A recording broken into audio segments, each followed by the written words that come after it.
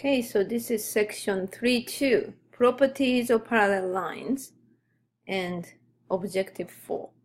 Okay, here's a warm-up, and this is called discovery. These are experiments that show you the things that we are going to learn in this packet is actually true. So let's do this together.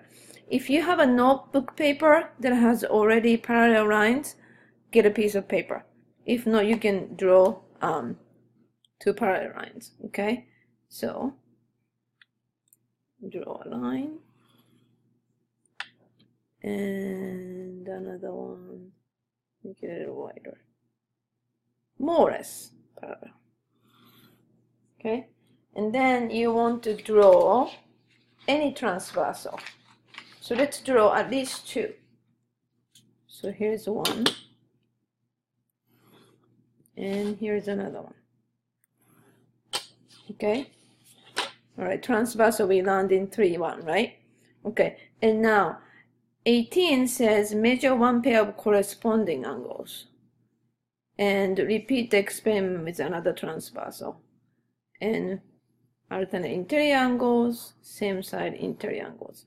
So let's call this L, transversal L, and this is M.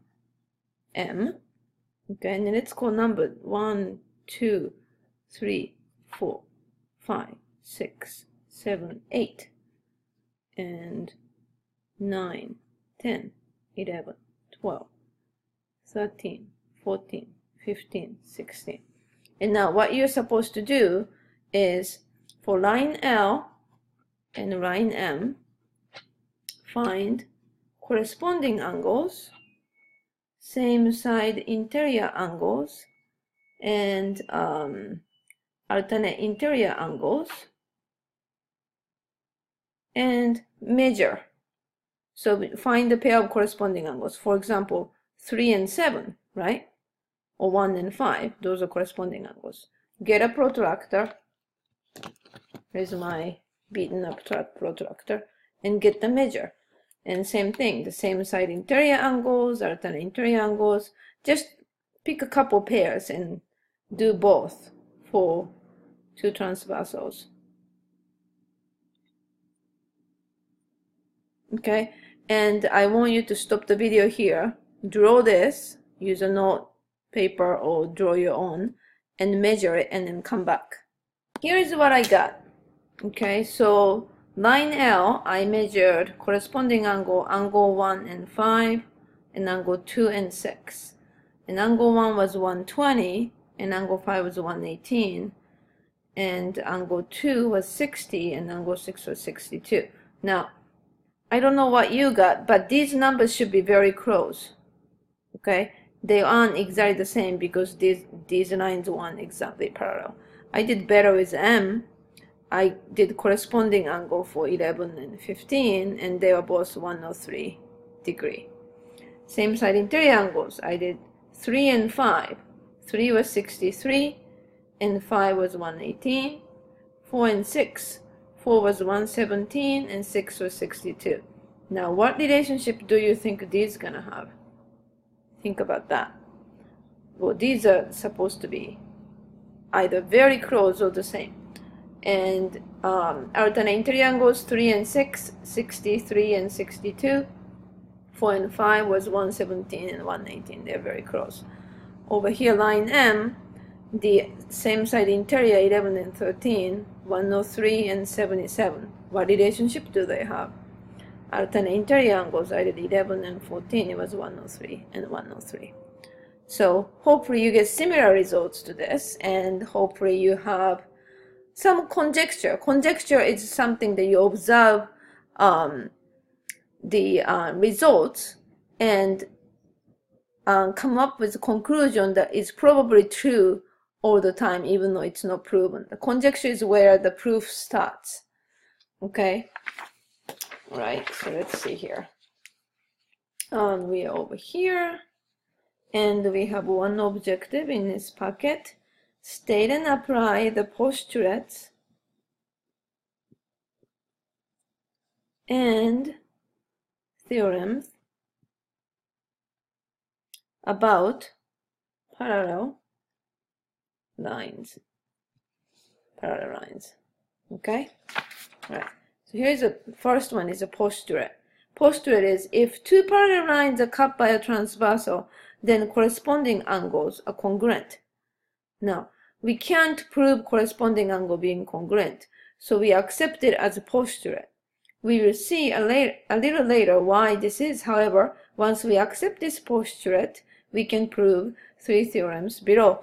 I think this is one of the postulates the mathematicians tried so hard to prove.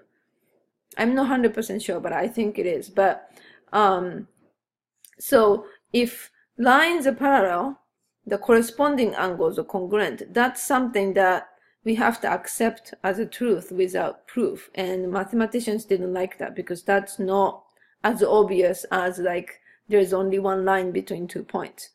But we need to accept this to be able to prove other things. So this is postulate. Okay. So here is theorem 3-2. If two parallel lines are cut by transversal, then alternate interior angles are congruent. So if two parallel lines are cut by transversal, alternate interior angles are congruent. Okay, so that's the theorem. Here is the proof. So let's do these reasons together. You think as we do this. Okay, so K is parallel to N, that's given. Okay, and transversal T cuts K and N. Angle 1 is congruent to angle 3. Angle 1 is congruent to angle 3. What is that? That is vertical angle theorem. Okay, and angle 3 and angle 2 are congruent. What is that? Angle 3 and angle 2. These are corresponding angles. So this one, unfortunately, we have to spell it out. So if two parallel lines are cut by a transversal. Later, I will let you abbreviate the corresponding angles are congruent, but until then, we have to spell it out. If two parallel lines, this is lines, are cut by transversal, then corresponding angles are congruent.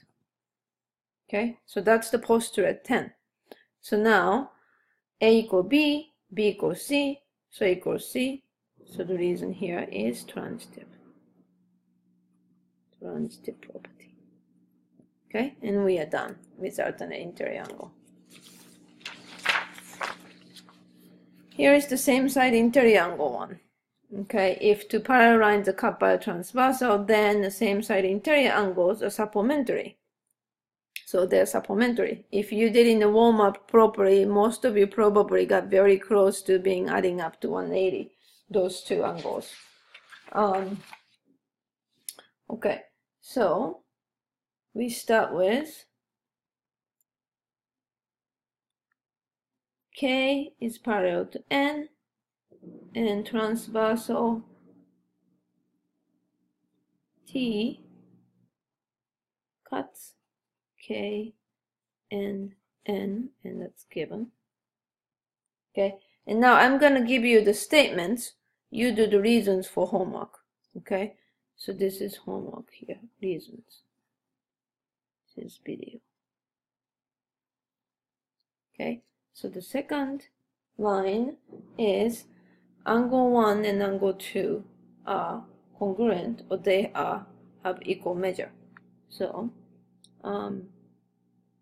angle 1 is congruent to angle 2, or measure of angle 1 equal measure of angle 2. And why are they congruent? Because we just proved in a theorem, right? So we are going to call this alternate interior angle theorem, or you can call it alternate interior angles are congruent, or alternate interior angles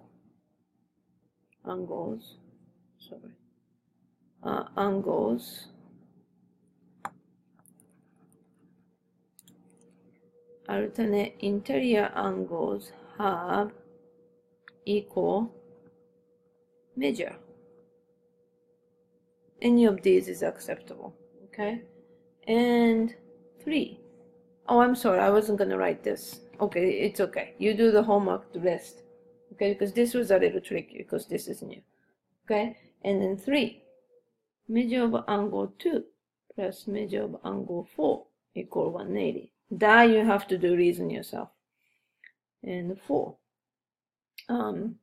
Measure of angle 1 plus measure of angle 4 equal 180. And 5. Angle 1 is supplementary to angle 4. You always have to match what the proof is at the end. Okay, so you do reason here, here, and here. Okay, and here is another theorem, 3-4. This is if a transversal is perpendicular to one of the parallel lines, then it is perpendicular to the other line also. Okay, so we do the same way. I'm going to give you a statement, and you do reasons for homework. Okay, all right, so 9-1. Transversal T cuts L and N, and L is parallel to M. Let's just start with that. And 2. Since the transversal cuts of 2 parallel lines, corresponding angles are congruent, right? So you can just straight to go measure of angle 1 equal measure of angle 2. Now you got to do the reason here. Okay, 3. And now T is perpendicular to L. That's given. So if they are perpendicular, then measure of angle 1, measure of angle 1 is 90 degrees. Okay, now even though the sign is here, what the given says is that these lines are perpendicular. If lines are perpendicular, then all the angles formed by those 2 lines are right angles, so you can go straight to here. Okay, if the given is that this angle is 90 degrees, then from there you have to say these are perpendicular, and then that's 90 degrees, so you need extra step. But the given is the lines are perpendicular, so you can go straight here. Now you do the reason here. And 5.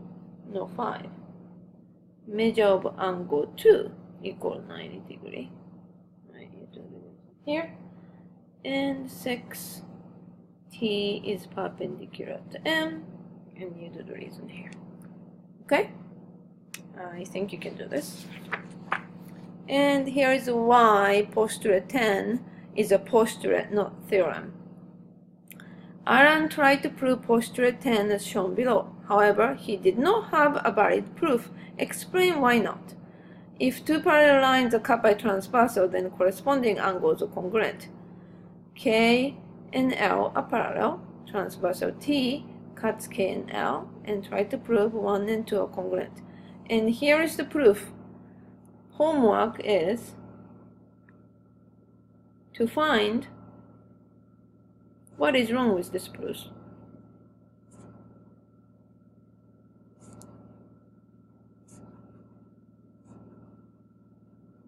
Okay, find what is wrong with this proof.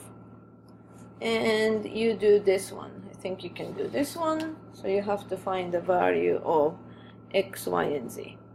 Okay, so this is homework as well. Should we do 1? Okay, we can do 1. Oh, so only angle given is this, 40, right? Here's a hint. You do this. If this is 40, then you know this angle. Okay, and also 40 is corresponding angle to y, and 40 is alternate interior angles to 2x. So you can solve x there, you can solve y there, and Z is the same side interior angles to 2x, and also same side interior angles to y, because these are two sets of parallel lines, right? So these are same side interior angles, these are same side interior angles. So you can solve this, okay? And this one, it'd be too much to do. All right, so do odds here for homework.